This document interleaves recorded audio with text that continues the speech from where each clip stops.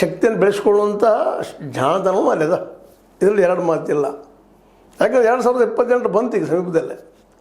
ಆ ದಿಸೆಯಲ್ಲಿ ತಮ್ಮ ಶಾಸಕರನ್ನು ಹೆಚ್ಚು ಮಾಡಿಕೊಳ್ಳುವಂಥ ಒಂದು ಜಾಣ ನಡೆ, ಅದರಲ್ಲೂ ಅಹಿಂದ ಸಂಘಟನೆಯನ್ನು ಮಾಡುವಂಥ ಗುರಿ.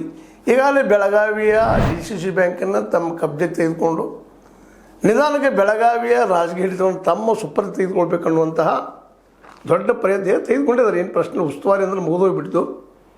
ಆದರೂ ಇನ್ನೂ ಸಾಧಿಸಬೇಕು ಅಂಥ ಸಂದರ್ಭದಲ್ಲೇ ಇವರು ಹಿಡಿತವನ್ನು ದುರ್ಬಲಗೊಳಿಸ್ಬೇಕು, ವೀಕ್ ಮಾಡಬೇಕು. ಅಹಿಂದ ಅಷ್ಟಲ್ಲ, ನಾವು ಇನ್ನುಳಿದವರು ಇದ್ದೀವಿ, ನಾವು ಅಹಿಂದ ವಿರೋಧಿಗಳಲ್ಲ, ನಾವು ಜಾತ್ಯತೀತರು. ನಮ್ಮಲ್ಲೂ ನಾವು ಕೇವಲ ಮರಾಠಿ ಬಗ್ಗೆ ಹಿಂದುತ್ವ ಬಗ್ಗೆ ಮಾತಾಡ್ತಿರ್ಬೋದು, ಬಟ್ ನಾವು ಸಹ ಕಟ್ಟಂಗೆ ತೋ ಕಟ್ಟಂಗೆ ಈ ಸಿದ್ಧಾಂತದಲ್ಲಿ ಹೋದಂಥವರು. ಆಲ್ರೆಡಿ ಯತ್ನಾಳಂತೂ ಯೋಗಿ ಆದಿತ್ಯನಾಥರ ಕಟ್ಟರ್ ಶಿಷ್ಯರು. ಇವರು ನಮ್ಮ ರಮೇಶ್ ಕತ್ತಿಯವ್ರ ಮಿತ್ರರು, ಬಿ ಜೆ ಪಿಯಿಂದ ಹೊರಗೂ ಇರ್ಬೋದು, ಆದರೂ ವಿಚಾರಧಾರೆ ಹಿಂದುತ್ವ. ಈ ನೆಲೆಗಟ್ಟಿನಲ್ಲೇ ಇಲ್ಲಿ ರಮೇಶ್ ಕತ್ತಿಯವ್ರ ಬಾಗಲಕೋಟೆಯಲ್ಲಿ ಮೇಟಿ ಅವ್ರು ಗೆದ್ದರೆ ಆ ಕ್ರೆಡಿಟ್ ಸತೀಶ್ ಅವ್ರಿಗೆ ಹೋಗ್ತದೆ, ಅವ್ರು ಬೆಳೀತಾರೆ. ಸಹಜದ, ಅದರಲ್ಲೂ ಏನು ದೊಡ್ಡ ರಾಕೆಟ್ ಸೈನ್ಸ್ ಬೇಕಾಗಿಲ್ಲ.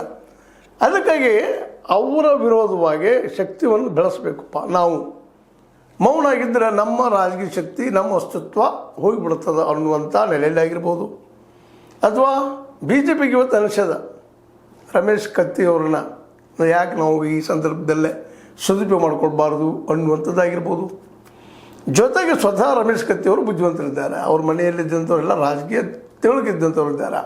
ಹೀಗಾಗಿ ತಮ್ಮ ರಾಜಕೀಯ ಅಸ್ತಿತ್ವಕ್ಕಾಗಿ ಬೆಳಗಾವಿಯಲ್ಲಂತೂ 40-60 ಅನ್ಬೋದು. ನಾವು ಅದನ್ನು 40 ಏನ್ರಿ, 30 ಏನ್ರಿ ನಡೀತದೆ, 70-30 ಏನ್ರಿ.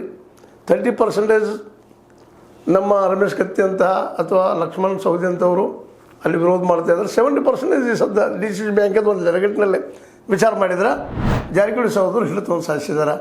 ಎಲ್ಲ ಸಮುದಾಯಗಳ, ಎಲ್ಲ ಸಮಾಜಗಳ, ವಿಶೇಷವಾಗಿ ಎಲ್ಲ